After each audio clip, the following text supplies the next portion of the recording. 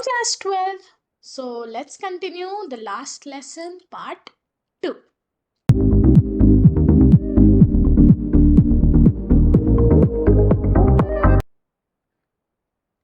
So इससे पहले मैं आगे बढ़ूं, let's do a quick recap of हमने पार्ट 1 में जो चीजें कवर की.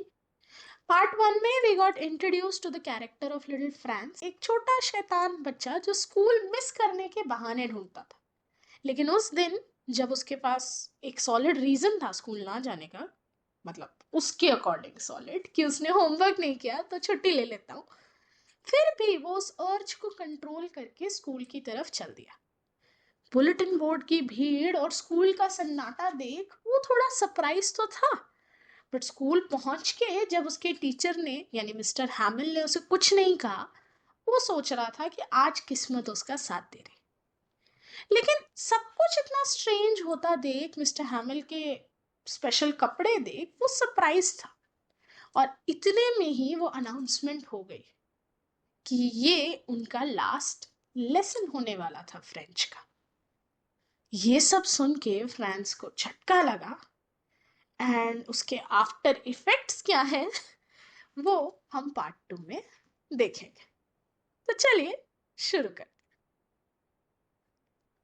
Oh man, it was in honor of this last lesson that he had put on his fine Sunday clothes. तो फ्रांस मिस्टर हैमिल को रेफर कर रहा है as poor man. Poor man, उसको उन पे दया आ रही है कि हाय, एक टीचर जिन्होंने ऑलमोस्ट लाइफ के 30-40 साल स्कूल को दिए, फ्रेंच सिखाने को दिए, आज उन्हें वो सब छोड़ के जाना पड़ रहा है. एंड शायद इसीलिए उन्होंने अपने लास्ट लेसन पे अपने स्पेशल क्लोथ्स पहने. And now I understood why the old men of the village were sitting there in the back of the room. वो कह रहा है मुझे अब समझ आया कि ये लोग सब, गांव के बड़े बूढ़े लोग क्यों स्कूल आए थे. It was because they were sorry too. ये इसीलिए क्योंकि उनको भी बुरा लग रहा था. सिर्फ हम बच्चों को नहीं, जो अक्सर स्कूल मिस करा करते थे ये सोच के कि कल पढ़ लेंगे, गांव के बड़े बूढ़े लोग भी, उन्हें बुरा लग रहा था क्योंकि उन्होंने पढ़ाई को कभी सीरियसली लिया ही नहीं, और इसलिए अपकमिंग जनरेशन्स भी वैसी ही बन गई. लेकिन आज जब वो सब उनसे छिन रहा है, उनकी मदर टंग सीखने का चांस उनसे छिन रहा है, उनकी लैंग्वेज को रिप्लेस किया जा रहा है, आज उन्हें खुद बुरा लग रहा है that they had not gone to school more, कि वो स्कूल ज्यादा क्यों नहीं आए, उन्होंने पढ़ाई लिखाई ज्यादा क्यों नहीं की. It was their way of thanking our master for his 40 years of faithful service. तो उस दिन मास्टर जी के लास्ट लेसन पे उनका स्कूल आना, it was their way master ji को थैंक यू बोलने का उनकी 40 साल की फेथफुल सर्विस के लिए, and of showing their respect for the country that was theirs no. तो ये उनका चांस था एक लास्ट रिस्पेक्ट शो करने का उस कंट्री की ओर, उस मास्टर की ओर जो अब उनके नहीं रहे. कल मास्टर जी भी चले जाएंगे और कल से कंट्री पे भी फ्रांस का नहीं, प्रूशिया का पूरा पूरा कंट्रोल आ जाएगा. तो उन सबको अंदर से बहुत बहुत ज्यादा गिल्टी फील हो रहा था, और इसीलिए वो लोग स्कूल आए थे. While I was thinking of all this, I heard my name called. अब मेरे दिमाग में ये सारी बातें चल ही रही हैं और इस बीच मैं सुनता हूँ मेरा नाम. It was my turn to recite. मेरी बारी आ गई थी चीजें पढ़ने की. टीचर का आखिरी दिन, आखिरी दिन मैं उनको खुश कर सकता था अगर मैं अपना होमवर्क कर लेता, मैं ठीक से सब चीज बोल लेता. बट आज ही फ्रेंड्स, आज ही तुझे होमवर्क नहीं करके आना था. What would I not have given to be able to say that dreadful rule for the participle all through? Very loud and clear and without one mistake. काश काश मैंने अपना होमवर्क किया होता, एटलीस्ट आखिरी दिन ही सही, मास्टर जी मुझ पे प्राउड फील करते. बट नहीं, नहीं किया मैंने, ये सोच के कि कल कर लूंगा. ये देखो, अब ये कल आना ही नहीं. बट अब ऑब्वियसली मुझे कुछ नहीं आता था, so I got mixed up on the first word and stood there, holding on to my desk, my heart beating and not daring to look up. मुझे बुरा लग रहा था, मुझे शर्म आ रही थी, मुझे गुस्सा आ रहा था अपने आप पे कि मैं आज भी मिस्टर हैमिल को डिसअपॉइंट कर रहा हूँ उनके आखिरी लेसन के दिन भी। तो मेरे ऊपर देखने की हिम्मत भी नहीं हो रही थी। I heard Mr. Hamill say to me, I won't scold you, little Franz. You must feel bad enough. मैं तुम्हें नहीं डांटूंगा फ्रांस, मुझे पता है तुम्हें ऑलरेडी काफी बुरा लग रहा है। See how it is? देखा तुमने लाइफ का दस्तूर? Every day we have said to ourselves, bah, I have plenty of time, I'll learn it tomorrow. And क्या सही में you have that tomorrow? रोज तुम अपने आप को कहते रहे, अरे छोड़ो ना, कल करेंगे। बट सी, अब तो वो कल है ही नहीं। यू डोंट हैव टाइम, क्योंकि कल से फ्रेंच लेसन्स होंगे ही नहीं। And now you see where we have come out. देख रहे हो कहाँ आ गए हम लोग। That's the great trouble with Alsace, she puts off learning till tomorrow. और ये सिर्फ तुम्हारी प्रॉब्लम नहीं है फ्रांस, ये एल्जिक में रह रहे हर एक इंसान की प्रॉब्लम है कि पढ़ाई को तो सबने मजाक लिया था, मजाक समझते थे, एंड हर चीज कल पे डाल देते, कल सीख लेंगे, कल पढ़ लेंगे, कल कर लेंगे। एंड नाउ सी, वो कल आने ही नहीं वाला, क्योंकि कल से फ्रेंच यहाँ सिखाई नहीं जाने वाली। Now those fellows out there will have the right to say to you, how is it you pretend to be Frenchmen and yet you can neither speak nor write your own language? कल वो German जाके पता है तुम्हें क्या बोलेंगे कि दिखने में तो तुम फ्रेंचमैन हो, पर तुम्हें अपनी भाषा ना लिखनी आती ना बोलनी आती।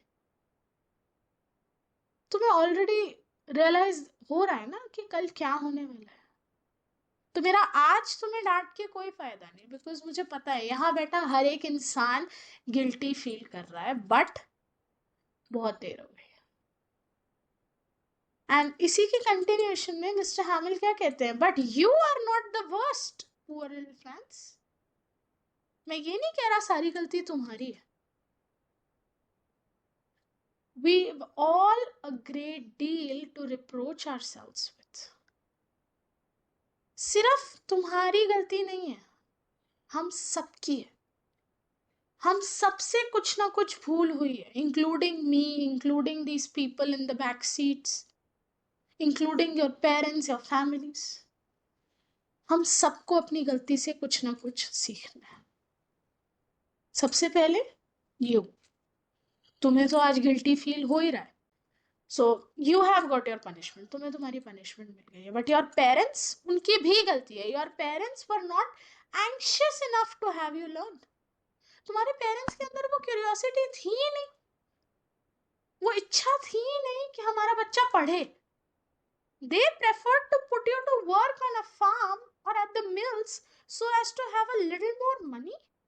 तुम्हें स्कूल भेजने की जगह वो सोचते थे तुम्हें खेतों पे लगा दो, तुम्हें मिल्स में काम पे भेज दो, ताकि क्या, कुछ पैसे एक्स्ट्रा तुम लोग कमा पाओ।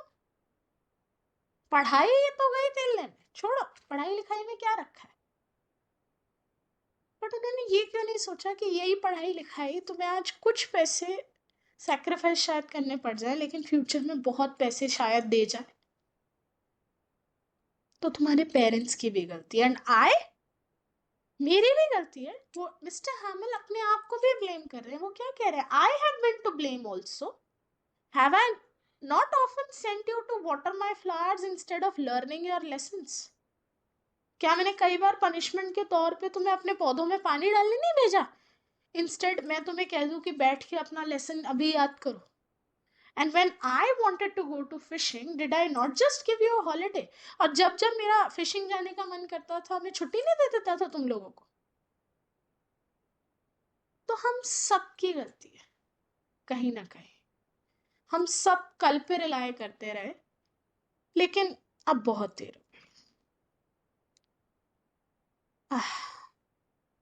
तो मिस्टर हैमिल की इन सब बातों के बाद एक स्ट्रॉन्ग रियलाइजेशन हिट करी कि भाई लिव इन द प्रेजेंट, जो आज कर सकते हो, जो आज सीख सकते हो सीख लो, कल पे चीजें मत डालो, बिकॉज यू नेवर नो कल क्या होने। Then, from one thing to another, Mr. Hamill went on to talk of the French language. तो Mr. Hamill French language के बारे में हमें बताने लगे, saying that it was the most beautiful language in the world, the clearest and the most logical. दुनिया की सबसे खूबसूरत लैंग्वेज है French language, and that we must guard it among us and never forget it. क्योंकि हम सब Frenchman हैं, तो ये हमारी रिस्पॉन्सिबिलिटी है कि हम अपनी लैंग्वेज को प्रोटेक्ट करके रखें और इसे कभी ना भूलें.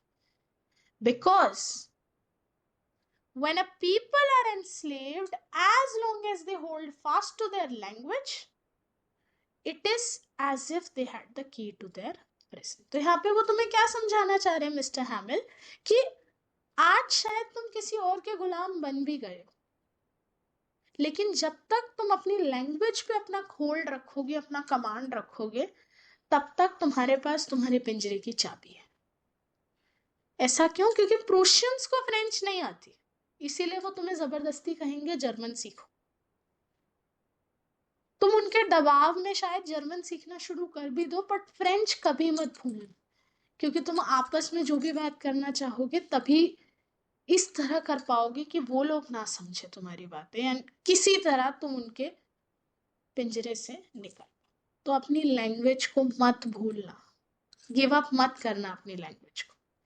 Then he opened a grammar and read us our lesson. फिर उन्होंने ग्रामर का एक लेसन खोला, and I was amazed to see how well I understood it. France कह रहा है, इतना सब होने के बाद जब उन्होंने वो चीज हमें पढ़ाई, मैं बिलीव नहीं कर पा रहा था कि मुझे सब कुछ समझ आ रहा था. All he said seemed so easy, so easy. अब यहाँ पे वो रिपीट कर रहा है इस एक्सप्रेशन को, क्योंकि उसे ऐसा लग रहा है कि फ्रेंच इतनी आसान होती है, तो मुझे आज तक क्यों नहीं समझ आई. I think too that I had never listened so carefully, and that he had never explained everything with so much patience. तो उस दिन मेरे को ख्याल आया, या तो मैं कभी ध्यान से सुनता नहीं था, या मिस्टर हैमिल ने आज से पहले इतनी पेशेंस के साथ कभी पढ़ाया नहीं. पता नहीं क्या है, बट आज मुझे सब समझ आ रहा था. It seemed almost as if the poor man wanted to give us all he knew before going away. ऐसा लग रहा था मिस्टर हैमिल जाने से पहले अपनी सारी नॉलेज हमें दे के जाना चाहते हैं, and to put it all into our hearts at one stroke. So French language का प्यार वो हमारे दिलों में बसा के जाना चाहते हैं, ताकि हम उस लैंग्वेज को कभी भूलें ना. After the grammar, we had a lesson in writing. Grammar के बाद हमारी writing की बारी आई, and that day Mr. Hamill had new copies for us. उस दिन वो हम सबके लिए new copies लेके आए cursive writing practice करने के लिए, written in a beautiful round hand, France Alsace, France Alsace.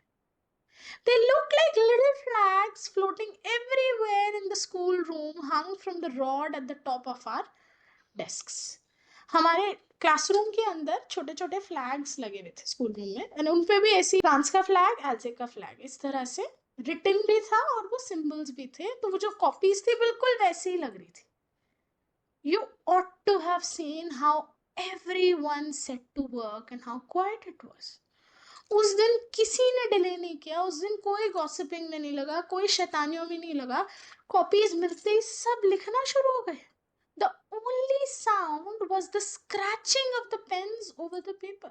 उस पूरे कमरे में सिर्फ एक आवाज आ रही थी, पेन्स पेपर पे घिसने की. That's it. Once some beetles flew in, but nobody paid any attention to them, not even the littlest ones who worked right on tracing their fish hooks, as if that was French too. मतलब बड़े लोगों तो छोड़ो, छोटे बच्चे भी उस दिन डिस्ट्रैक्ट नहीं हो रहे. हम लोगों को मिस्टर हैमिल ने फ्रांस एल्जेक लिखने को दिया था, उन लोगों को हुक्स, फिशिंग हुक्स को ट्रेस करने के लिए दिया था पेपर पे, एंड वो उसको भी इतने ध्यान से कर रहे हैं जैसे वो भी फ्रेंच हो. तो दिस शोज लास्ट लेसन वाले दिन सब कितना डेडिकेशन के साथ, कितनी डिटर्मिनेशन के साथ सीख रहे थे, पढ़ रहे थे। काश इसकी आधी डेडिकेशन भी इन्होंने पहले दिखाई होती, आज उनको इतना बुरा ना लगे। On the roof the pigeons cooed very low. छत पे बैठकर पिजन्स जो हैं वो कू कू अपनी आवाज निकाल रहे थे, बहुत मंदी मंदी। And I thought to myself, will they make them sing in German, even the pigeons? And Frank सोच रहा है क्या कल से अभी इन पिजन्स को भी बोलेंगे जर्मन बोलो, या जर्मन में अपनी कू करो। सो ये जो एक्सप्रेशन है बेसिकली क्या शो कर रहा है? दिस इज शोइंग कि लिटिल फ्रांस वाज फ्रस्ट्रेटेड। उसे बुरा लग रहा था कि क्यों हम ह्यूमन बीइंग्स को फोर्स किया जा रहा है एक नए रूलर द्वारा अपनी मदर टंग, अपनी आइडेंटिटी को छोड़ के उनकी आइडेंटिटी को अडॉप्ट करने के। हमसे अच्छे तो ये पिजन्स ही, एटलीस्ट इनके पास फ्रीडम तो है, ये किसी भी कंट्री के किसी भी बॉर्डर को पार कर ले, अपनी लैंग्वेज बोलते हैं, सच इज देयर। तो हम फ्रेंच मैन में इतनी हिम्मत क्यों नहीं? हम क्यों इस ऑर्डर को फॉलो कर रहे हैं? हम क्यों कल से जर्मन सीख रहे हैं? वो ये सारे सवाल अपने मन में ला रहा था। खैर, छोटा बच्चा है ना, सवाल आना तो ऑब्वियस है, बट इनका जवाब मिलेगा या नहीं ये पता नहीं। सो पार्ट 2 में हमने देखा आफ्टर इफेक्ट्स क्या हुए उस अनाउंसमेंट के। स्टूडेंट, पेरेंट, टीचर, सबकी लाइफ बदल रही थी। But how did it all and? क्या हुआ आखिरकार उस लास्ट लेसन के दिन इसके बाद, ये हम देखेंगे पार्ट 3 में, जहां हम इस लेसन को करेंगे फिनिश। आपसे मिलूंगी अगले वीडियो में, तब तक के लिए बाय बाय।